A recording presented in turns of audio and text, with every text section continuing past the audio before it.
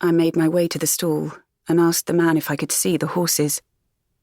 He told me that he had just sold the last 2, but he had other mechanical dancing animals, a selection of dogs, for example.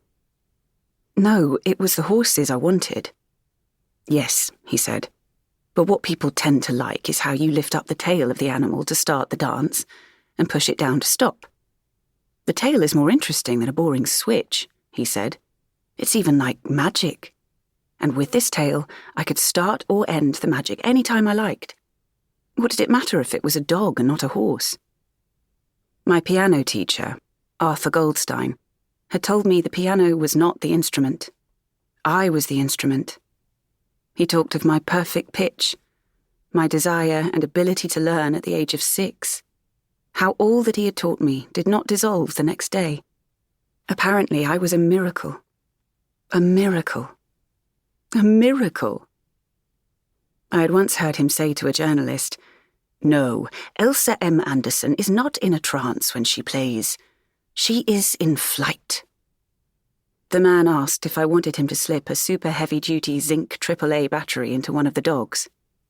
He pointed to a creature that looked more like a fox, with an abundance of porcelain fur and a tail that curled over its back. Yes, he said, the magic would start again, but this time with a curved tail. The dogs were smaller than the horses and could stand in the palm of my hand. It seemed the horses were not the instrument. It was the longing for magic and flight that was the instrument. "You are a beautiful lady. What do you do in life?" I told him I was a pianist. "Ah, so she was right," he said. "Who was right?" "The lady who bought the horses. She told me you are famous." When I tightened the belt of my raincoat so it cut into my waist, he made an exploding sound like a bomb. "You must drive your sweetheart mad," he said. I reached into my pocket and took out the apple I had bought that morning from a grocery store. It was cool and taut, like another skin. I held it against my burning cheek, and then I bit into it. "Look at this dog here," said the man who had sold her the horses. "It's a Spitz, the oldest breed in Central Europe. She descends from the Stone Age." I looked at the porcelain white fur of the Stone Age Spitz and shook my head. "Sorry, lady," he laughed. "The last 2 horses have found a home. My customer saw you looking at her." He lowered his voice and gestured to me to come closer. "She told me, that woman wants the horses. But I want the horses, and I got here first." I felt she had stolen something from me, something that I would miss in my life. I walked away from the stall of dancing animals, bereft, towards a wagon piled with pistachio nuts. Lying on the ground next to the wagon was the black felt trilby hat the woman had been wearing.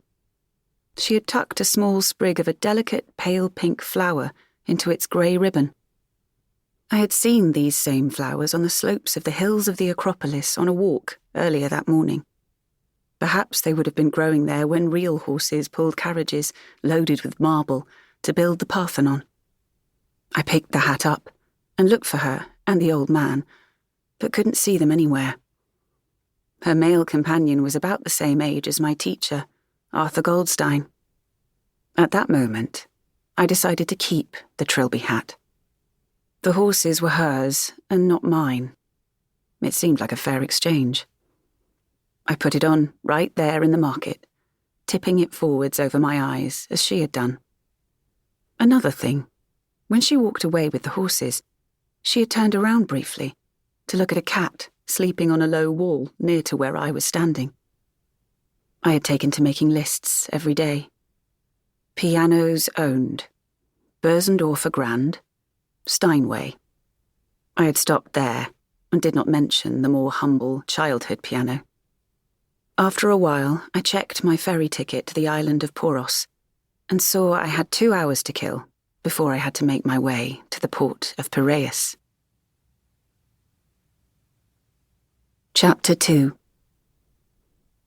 Max and Bella were sipping small cups of sweet Greek coffee on the rooftop of Café Abyssinia, overlooking the Acropolis.